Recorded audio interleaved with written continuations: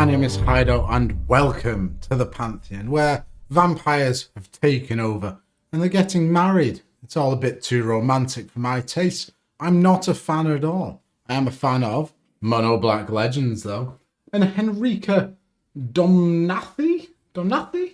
I don't know. Is a 4-mana 1/3. Oh god, that's not impressive. She's a vampire with flying. At the beginning of combat on your turn, choose one that hasn't been chosen.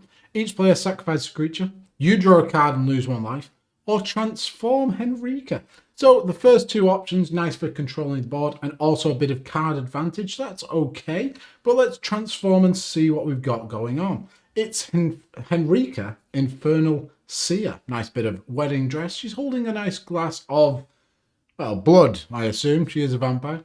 She's got flying, death touch, and lifelink. She's a 3/4, and you can pay 3. Each creature you control with flying, death touch, and/or lifelink gets +1/+0 until end of turn. So quite a cool commander to build around, really. There's a couple of different directions you can take this, and you know, it's a bit of a tribal sort of thing. Not tribal in the vampire sense, but in flying, death touch, and lifelink. That buff is really, really nice, and we can get it straight away as soon as she comes in, because what you can do is cast her first combat step, and then you can transform it straight away if you so desire. So quite a cool commander, a lot of choices to go into. Do you know what else is a choice? Subscribing to this channel. Ooh, it's a great choice because you get to look at my face a bit more. Well, maybe it's a good choice. But please do subscribe. We're going to be making lots of videos like this. One for every single legendary creature, and good God, there's a lot of them, so come and join me. Without further ado, let's have a look at my top 5 for Henrika. And in at number 5, well, what have we got? We've got Bitter Blossom and ways of making tokens, because we want to break the synergy of that each player sacrifices a creature. The way we can do that is by making a ton of like incidental creatures. And the great thing with Bitter Blossom, it makes flying tokens.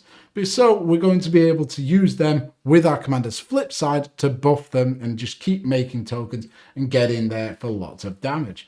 2 mana for a tribal enchantment fairy. At the beginning of your upkeep, you lose 1 life and create a 1/1 black fairy rogue creature token with flying.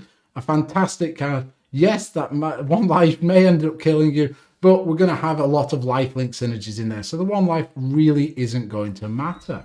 Then we've got Abhorrent Overlord, a fantastic token generator in mono black. 7 mana for a demon with flying. It's a 6/6. At the beginning of your upkeep, sacrifice a creature. Yeah, not that great, but again, we're going into tokens. We want a bit of, cushion room with all the tokens knocking around. And when it enters the battlefield, put a number of 1/1 black happy creature tokens with flying. Hey, there's that flying word again. Equal to your devotion to black. So devotion to black is all of the black pips. Like my Hido card here has 2 green. So I would give 2 green devotion. Ooh, look at me, how incredible I am. So Abhorrent Overlord by itself is going to create 2 tokens. Our commander has 2 as well. And you want to just build up a ton of like little blips on the battlefield and make an absolute massive flying army, so we can use the flip side of our commander to buff the tokens into lethal range. Then a new card here, Dread Feast Demon, 7 mana for a 6/6 fly. And we've got a lot of tokens flying around, so this is good. At the beginning of your end step, sacrifice a non-demon creature. If you do, create a token that's a copy of Dreadfast Demon. So this will be fantastic because we're going to have tons of flyers, so again, we can just pump them all. But we can sacrifice the little tokens to make them into massive tokens. So the first turn, or first end step, we're going to get another one. Then each of them will sacrifice a token, so we're going to get 4, then 8, and it just exponentially grow and grow and grow. And there's just going to be demons sort of swarming everywhere. Then there's Hangerback Walker, double X, and it's a 0/0. Enters battlefield with X 1/1 counters on it. When it dies, put a 1/1 close thought to artifact creature token with flying onto the battlefield for each 1/1 counter on Hangerback Walker. Pay 1 and tap it to put a 1/1 counter on it. So there we go, another flying token, adds to the flying count and, you know, makes the activated ability of our commander even better. Then a brand new card here, Glasscast Heart. 3 mana. Whenever 1 or more vampires you control attack, create a blood token, so you can pay 1, discard a card, and sacrifice it to draw a card. So sifts through your deck, really nice. Pay a black and tap and pay 1 life. Create a 1/1 black white vampire creature token with lifelink. Ooh, that's quite nice. And you pay 2 black and tap, sacrifice it, and 13 blood tokens. Well, you might get up to there, might you? Each opponent loses 13 life and you gain 13 life. So it could be a nice finisher. But the activated ability to make a 1/1 lifelinker, that's where I'm at with a card. Then there's Wormcoil Engine, 6 mana for a 6/6 with Death Touch and lifelink, so our commander can buff it. When it dies, create 2 colourless worm artifact creature tokens with Death Touch, 1 with Death Touch, 1 with lifelink. So really, really nice. The lifelink one, ooh, we can buff it, wow. But the Death Touch one will be excellent in combat. Our opponents, if they block it, whatever creature blocks it is going to die. So tons of value attached to Wormcoil Engine. Then there's the Bloodline Keeper. 4 mana for a vampire with flying, tap to put a flying vampire into play. That's a 2/2. Then you can transform it into another side. It's a 5/5 and gives all your vampires +2/+2. Incredibly powerful card. Very expensive, I think, but it works wonderfully in this deck. It helps break the sort of symmetry of that ability that everyone has to sacrifice a creature. And, having tons of tokens that fly means that our commander's flip side, paying the mana, will be even more powerful. And that brings me on to number 4. And at number 4, we've got ways to grant Death Touch because our commander is a Death Touch Lord of sorts. So this is a great way of doing it. Archetype of Finality. 6 mana for a 2/3 creatures you control of Death Touch. Creatures opponents control lose Death Touch and can't have or gain Death Touch. So like I was saying before, the Death Touch, amazing because our opponents are always going to lose their creatures to it. All our little incidental tokens. Not only can they take down anything in combat, but our commander can pump them and buff them. So that's really, really nice. Then another great token maker here in Ogre Slumlord. 5 mana 3/3 whenever another non-token creature you control dies, you may create a 1/1 black rat creature token. So for all those creatures that are dying, we get to pad out our army, and rats you control have Death Touch. So we're not going to be playing many other rats, or at least I don't think we are. You can if you want, you can do whatever you want in life. But all our rats are going to have Death Touch so our commander can pump them. Then if we're going down the sort of Death Touch tribal route, we've got the Hooded Blightfang. 3 mana 1/4 with Death Touch. It's snake. And whenever a creature you control with Death Touch attacks, each opponent loses 1 life and you gain 1 life. Whenever a creature you control with Death Touch deals combat damage to a player, oh no, it's just damage. So if you have a pinger, you can ping a Planeswalker to death. Then this is a slightly different one, but if you've got a lot of +1/+1 counters, or you want to build a deck that sort of leans into that, the Murek Nightblade is a 4 mana 2/3 with Outlast for a black. So you can pay a black and tap it at sorcery speed to put a 1/1 counter on it, so it just grows and grows and grows. Each creature you control with a 1/1 counter on it has Death Touch, so lead you into a slightly different route, and then our commander can pump them all. Then there's the Cryptolith Fragments. What I really like in Magic is mana rocks and, incidental lands that do something that accelerates our game plan. And this is one of them. Pay 3 for an artifact. Enter battlefield tapped, and you can tap it to have 1 mana of any colour. Each player loses 1. So getting lethal with this is possible. We can get our opponents down to 1 and then tap for a mana and they're dead. At the beginning of your upkeep, if each player has 10 or less life, transform it into the Aurora of Emrakul. Eldrazi Reflection with flying and Death Touch, so buffable by our commander.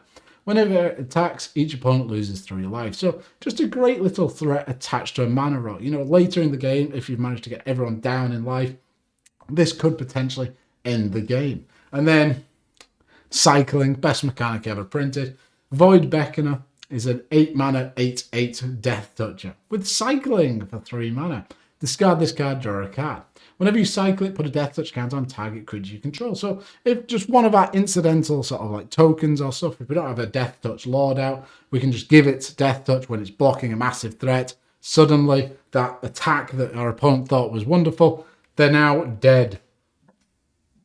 Dead as a dodo.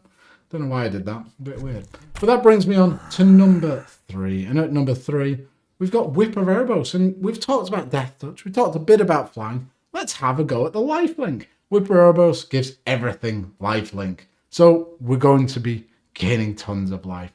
4 mana, creatures you control have lifelink. Wow. And then pay 4, tap it, return target creature card from your graveyard to the battlefield. It gains haste, exile at the beginning of the next end step, or if it would leave play. Activate only as a sorcery. So this is just really good. But getting back those big threats that we put into the graveyard. One of my favorite things to do is bring back Abhorrent Overlord. This is 2 black devotion. Itself is 2 black devotion. So that's already 4 harpies. And if we've got a full battlefield, we're just going to end up with harpies everywhere, which is just a great use of this big threatening thing. And all those harpies are going to have lifelink, so we can buff them with our commander. They also have flying, but don't tell anyone that. Then the Scion of Draco is a great way of giving lifelink. Well, not so much in this deck because we're mono black, but it's a cool card and I thought I'd include it anyway. 12 mana for a dragon, 4/4. That's pretty dreadful. The spell costs 2 less to cast for each basic land among land types you control. Flying, each creature you control has vigilance if it's white, hexproof if it's blue, lifelink if it's black. There we go, that's why you'd include it. I mean, I've gone very deep here, but first strike if it's red and trample if it's green. It's a 4/4. So, yes, we're mono black, so we can only have swamps. But you could put the, what's it called? The green version of Urborg into this deck. Because technically it doesn't have a green mana symbol on it. So that's a way you could get green and black. But, you know, I love a nice little synergy like that. It's complete gibberish and nonsense, but it's something you could do. Then Mask of Gristlebrand, 3 mana for an equipment. A quick creature has flying and lifelink. Hey, that's 2 out of 3. Whenever a quick creature dies, you may pay X life, where X is power. If you do, draw X cards. Ooh. That's really nice with all the buffing we want to do with our commander. So we can get a ton of cards from one of our tokens dying or something like that. Really nice. Works wonderful in the deck. Then we've got Veto Thorn of the Dusk Rose. 3 mana for a Vampire Cleric 1/3. Whenever you gain life, target opponent loses that much life. So with all these life linkers we've got going around, we've gone really wide on tokens. This could easily be lethal. And you can pay 5 mana, creature control gain lifelink until end of turn. So if you don't have one of these, if you don't have Scion of Draco on the field, which I completely understand, this could potentially just be a one-shot kill with all the tokens we've got, all the evasive flyers. Really great card. Which brings me on to number 2. And at number 2, we've got Rescue from the Underworld. And this is a sub-theme that I wanted to play with in this deck. Because the thing about this commander is, you flip it, you know, you say you flip it because you can only pick things that you've not picked. So eventually, you know, everyone sacrifices things, you draw a card, you're going to have to flip it.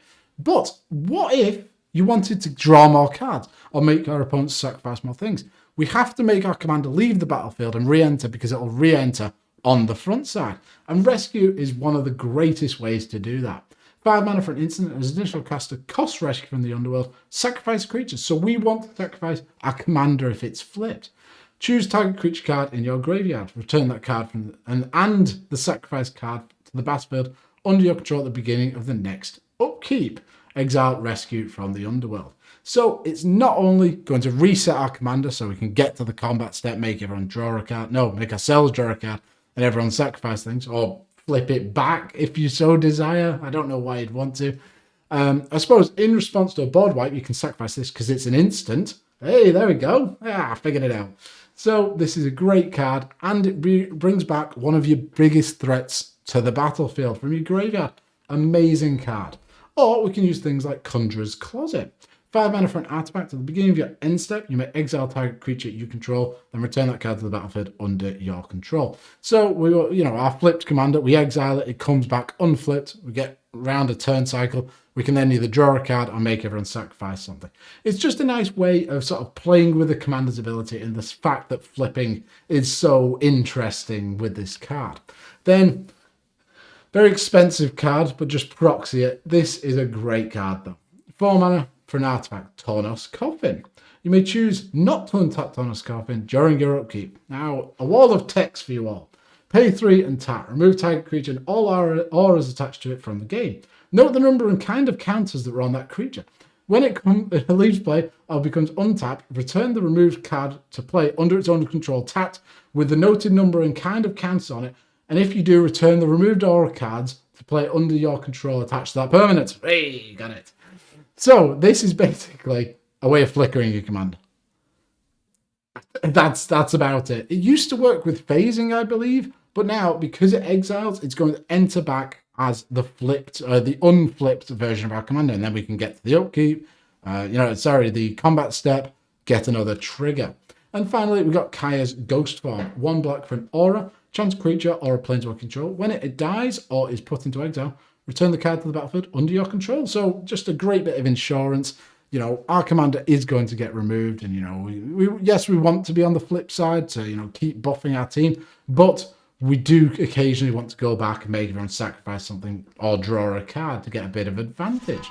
And that brings me on to number 1. And at number 1, we've got mana. Lots and lots of mana. We just want to make lots of mana because our commander's pump ability is 3 mana. That's pretty hefty, to be quite honest. You know, mono black, very famous for a lot of ramp, getting as much mana as you can and just pumping it into a big expel, things like that. And Cryptghast is one of the best ways of doing it. 4 mana for a spirit with extort, so when you cast a spell, you may pay a white or a black.